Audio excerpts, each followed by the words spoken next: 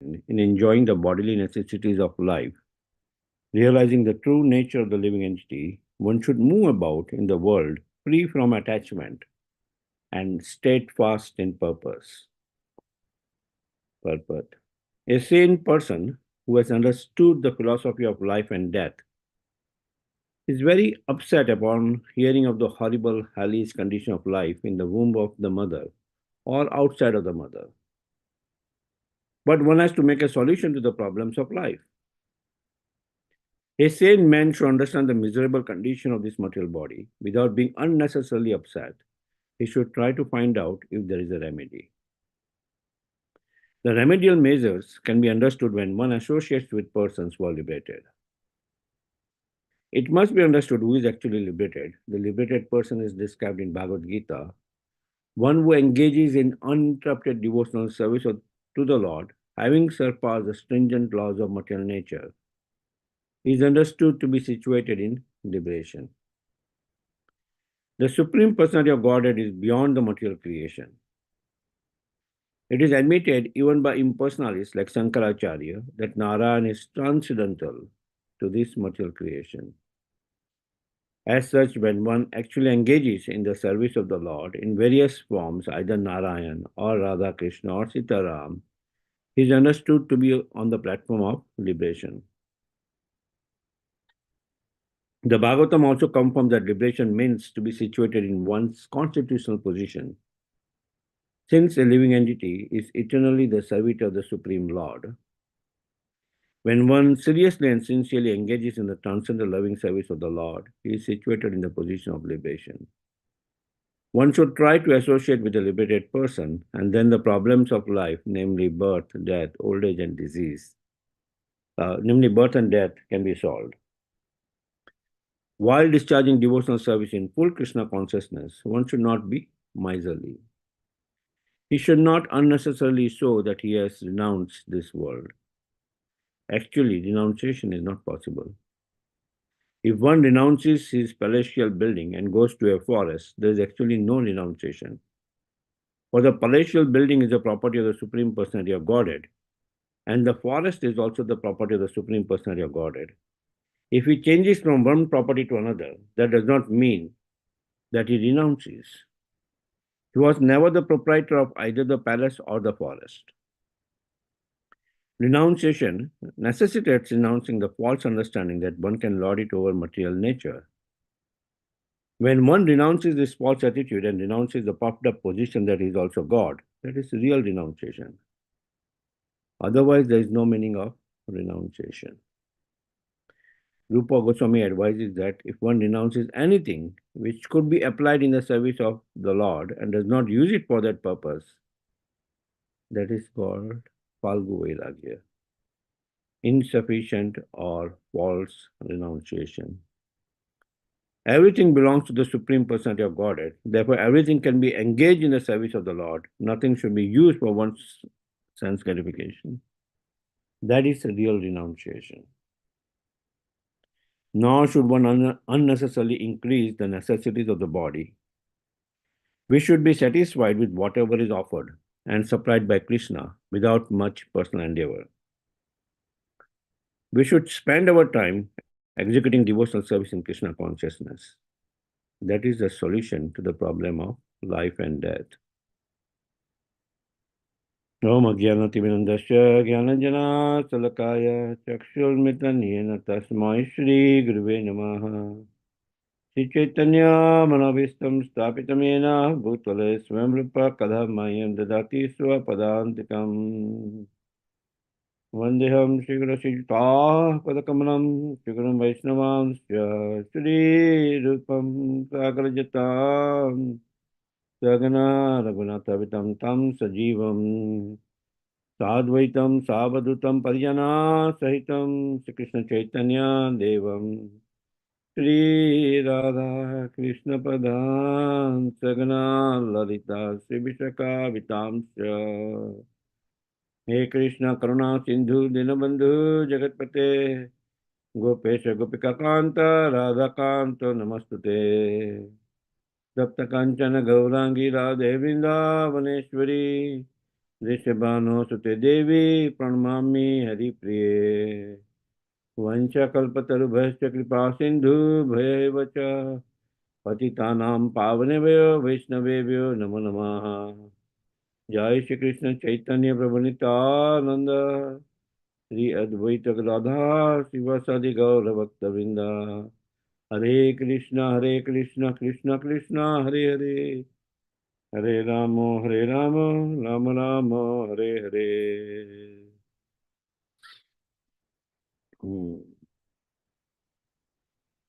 तस्मान् न कार्य संत्राशो न कार्पण्यम न संभ्रमा बुद्ध्वा जीवगतिम धीरो मुक्त संग चरित इह. Therefore, one should not view death with horror, nor have recourse to defining the body as soul, nor give away to exaggeration in enjoying the bodily necessities of life. Realizing the true nature of the living entity, one should move about in the world free from attachment and steadfast in purpose.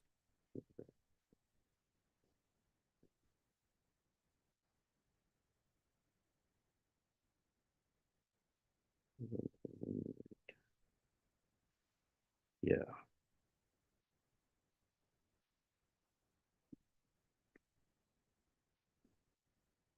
We see in this particular chapter, Lord Kapila is explaining about the movements of the living entities, how um, the jiva enters, right, uh, in the womb, and then prayers of the jiva within the womb, the sufferings which the jiva faces within the womb, when it takes the birth outside the womb, the suffering of that, the effects of the bad association, and now understanding birth and death. This section talks about understanding birth and death. How jiva's transmigration is due to fruitive activities. As a result, uh, due to his fruitive activities, he is there in this birth, death, Janma Mrityu Jara Vyadhi Sansara cycle. He does not come out of it. He transmigrates from one body to another body because of the fruitive activities. Each and every activity which we perform, right, there's a reaction to that activity, whether it is a good reaction or a bad reaction, right? Whether you perform karma or vikarma.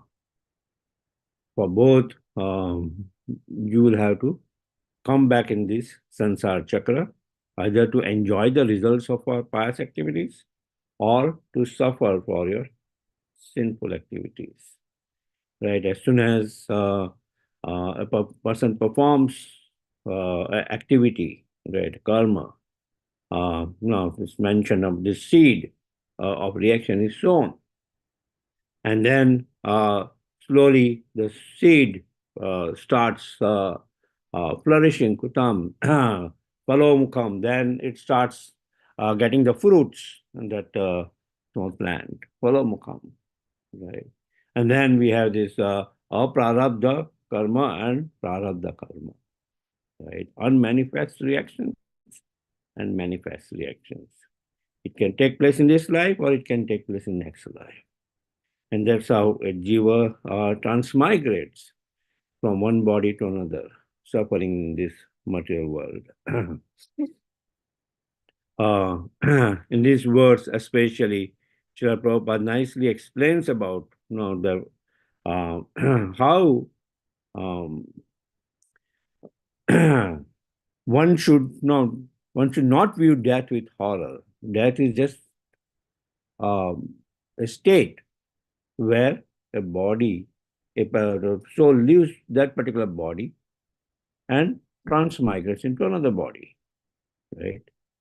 That's death. So one should not view death with horror, nor have recourse to defining the body as soul, right? Um, the soul in its conditioned state feels that it is a body, right? So one should get liberated from that idea that he is a body. That's why Bhagavad Gita begins that first thing Lord Krishna explains to Arjuna is he is not this body. न जायते म्रियते वा कदाचि न भूत्वा भवितव्य न भूय अजो नित्य शाश्वतोयम पुराणो न हन्यते हन्यमाने शरीरे. When the body is destroyed, the soul is not destroyed. Soul is eternal, right? Nitya. Soul is eternal. It is not temporary, right? Soul is eternal, right? When the body is destroyed, the soul is not destroyed. So, he should give up the bodily necessities of life because in his uncontaminated consciousness, he thinks is the body, and as a result, he just associates with the pains and pleasures of the body. Right? He associates with the pains and pleasures of the body. But if he realizes his true identity, that he is part and parcel of the Supreme Personality of God, and Mamai Vancha Jiva Loke Jiva Bhuta Sanatana, right? Then he will completely engage in the service of the Lord and become free from attachment to this material world, right? And he will be determined in that purpose. The moment he will understand that it's not his body, and part and parcel of the Lord, he will start serving the Lord. And that state of serving the Lord is the liberated stage. Srila Prabhupada, if you see the first part of the Prabhupada, is explaining about a liberated person. A liberated person from Bhagavad Gita is one who engages in uninterrupted devotional service to the Lord, having surpassed the stringent laws of material nature. Right. Daivi Eshagunamai, Mamamam Duratera. Otherwise, it's very difficult to overcome these three modes of material nature and the stringent laws of material nature. Right. It is very difficult. But one who takes shelter of the Supreme Personality of Godhead, that same ocean which is very difficult to overcome or cross, becomes like the water filled in the footprint of a calf, and it's easily a devotee can overcome. Right? Easily a devotee can overcome. So he should be in a liberated stage of mind. And liberated state of mind means he's not, Rupa Goswami explains about this Falgo Vairagya. Falgo Vairagya is not that he renounces things which can be used in the service of the Lord. Renouncing things which can be used in the service of the Lord is Falgo Vairagya. Right. He artificially renounces, but mentally is still attached. Right? Falgo Vairagya. Or Markat Vairagya in the Bhagavad Gita, in the third chapter, is explained about Markat Vairagya, monkey renunciation. Monkey renunciation. Right. But instead, we can engage each and everything in the service of the Lord. Instead of becoming attached, using those things for our own sense enjoyment, we can use that in the service of the Lord. Right? We can use that in the service of the Lord. Like each and every activity we perform, the food stuff which we have, patram pushpam phalam toyam, right? The pot of fruit and patram pushpam, right? Phalam and toyam. We have leaf, patram pushpam, flower, water, and fruit can be offered by love. And the Lord is satisfied. Right? Lord is satisfied. So whatever food we eat, we offer first to the Supreme Personality of Godhead. Yagya Shistashina Santo. Right? The yagya, that of offering the food stuff. And then there are so many wonderful preparations, like we'll be celebrating Annakut celebration on November 3rd, where this wonderful festival is there of Govardhan Puja, where the Lord is discouraging his now community and his Nanda Maharaj and all the associate Rajvasis.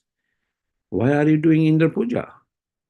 Indra is just performing his duty of providing rain. Right. So much so that he is providing rain where the rain is not needed. Right. He is providing rain even in the ocean where there is no scarcity of water. So why are you performing Indra Puja for having rain? Instead, we should worship Govardhan. Right? Why? Because it is providing grass for our cows and to herd. It is providing spring water for everyone to drink. It is providing fruits. It is providing so many things. So we should worship Govardhan. Right. And ultimately, what do? They divert all the food stuff which they had prepared for Indra to Govardhan. And Krishna, in the form of Govardhan, takes all the food stuff and says, Aniyor, Aniyor, give me more, give me more. Right? And whatever material they had, whatever was left, they go on preparing. And that should be our mood to serve the Supreme Lord on this wonderful festival. It's also called as the festival of food, mountain of food. Right. Prepare it for Lord Krishna. And Krishna, and make sure that after preparations, in each and every preparations you offer tulsi so that the Lord becomes completely satisfied. Right? Lord becomes completely satisfied. Right?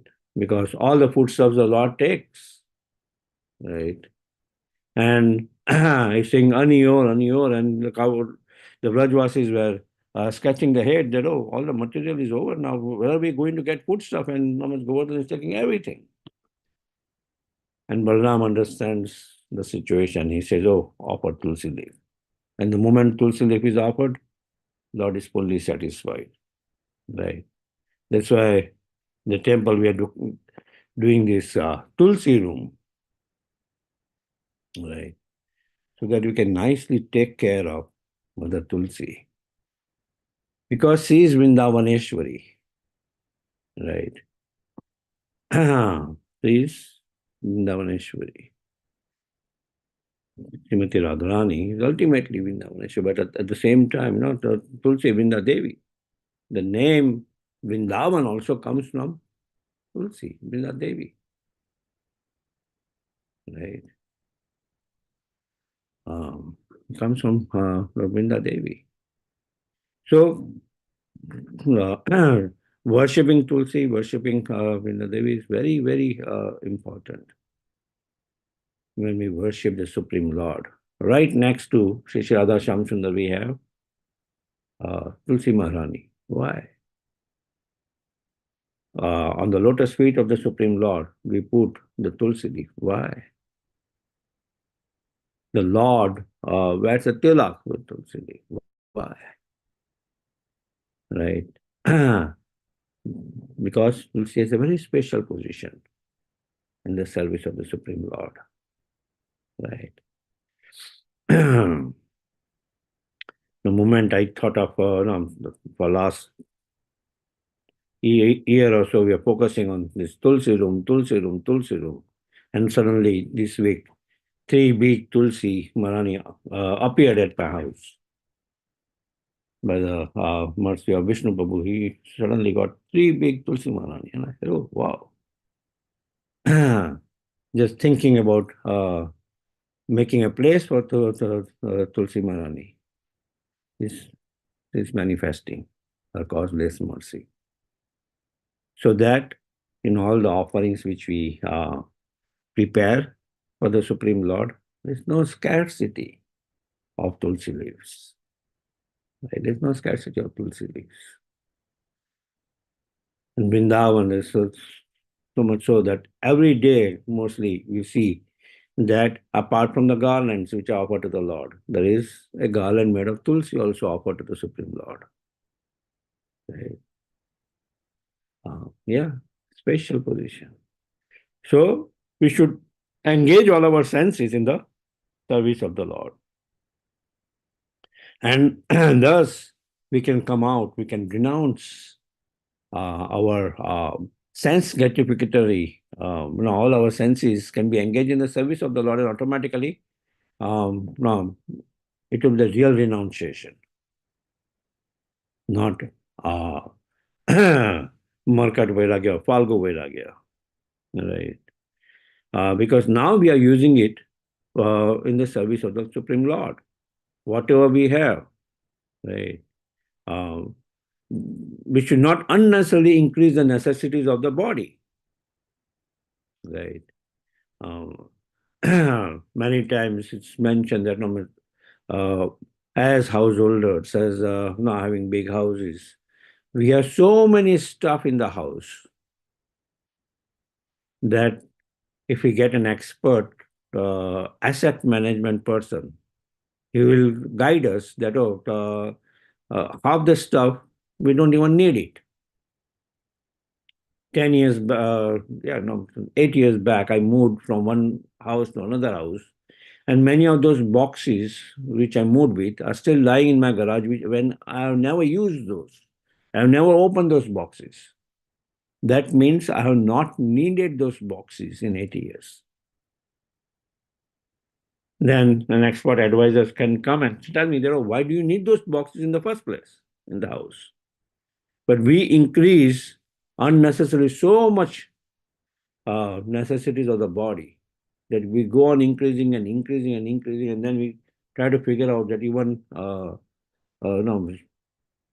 a 4 bedroom or a castle or a big house with multiple bedrooms and the multiple rooms is inadequate, because there's so much stuff in the house. But we don't understand that there are so many unnecessary stuff which we have accumulated in the house. Right.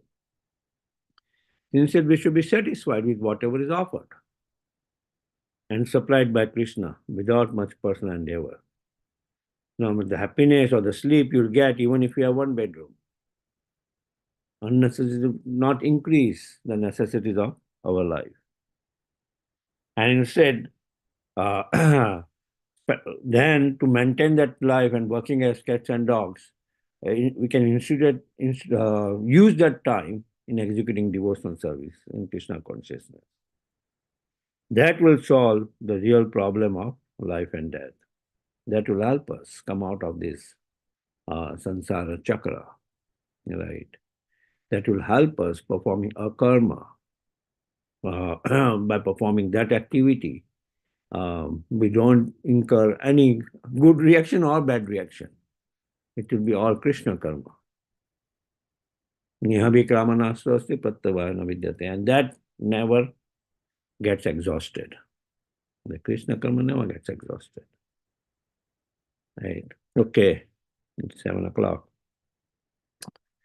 Anybody has any discussions, please take that into Nityam Bhagavata Sevya, or you can send me, PM me, and we can discuss.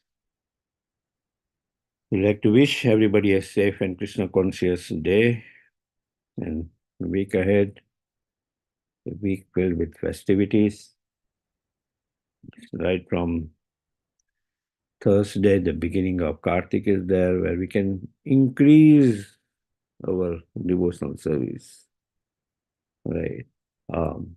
Whatever we are performing in Kartik, especially we can try to increase by a notch. If you are not chanting 16 rounds daily, come to that 16 rounds. Or if you're not chanting any rounds, come to some level of rounds. Do a sankalpa. I sent out a flyer of doing a sankalpa, especially with now this drive for this 21 days, the whole month of Kartik. But 21 days starting from beginning of Kartik to January 15, when Mahaprabhu took sannyas. Let's encourage people, those who are not chanting, take vows. Those who are chanting regularly, encourage ourselves that we finish our chanting in the morning hours. Right? Not struggle in finishing our rounds in the evening. Right? So, and that's the special benefit of Kartik, where we can minimize more of our needs, take vows of whatever capacity we have, and just increase in our devotional service. Right? Okay. Charity can also be performed in this month, and various ways. We have these wonderful projects coming up. We can also do charity there. So, beginning of Kartik is Thursday, October 17th. Sharad Purnima. We'll be celebrating that right in the temple. We'll start with the Yagya for Sankalpa. And then a wonderful Kirtan, Damodarashtakam, this one, and remembering these wonderful pastimes of the Supreme Lord. Right? With our rope of love, worship this wonderful Leela of Damodar. We'll offer our prayers to the Supreme Lord by chanting Hare Krishna, Krishna Krishna, Hare Hare, Hare Rama, Rama Rama, Hare Hare, Hare Krishna, Krishna Krishna, Hare Hare, Hare Rama, Rama Rama, Hare Hare, Hare Krishna, Krishna Krishna, Hare Hare, Hare Rama, Rama Rama, Hare Hare. Shri Narsingho, Jai Narsingho, Praladesha, Jaya Padmamukha Padmabringam, Ugraveeram Mahavishnum Jwalantam Sarvatomukam, Narsingam Vishanam Bhadram Mityam Namiham. Narsingha Bhagwan ki Jai, Prahlad Maharaj ki Jai. Let's offer our humble obeisances to all the assembled Vaishnavas, Vancha Kalpatarubhascha, Kripa Sindhu Bhayevacha, Patitanam Pavane Bhayo Vaishnavebhyo Namo Namaha. वैष्णविंद की जय, ग्रंथराज श्रीमद् भागवतम की जय, शिला प्रभुपाद की जय, गौर प्रेमानंदे, हरि हरि हरि बोल. Thank you, Prabhuji. Hari Bol. Hari बोल. Thank you, Prabhuji. Hare Krishna. Hare Krishna. Hare Krishna.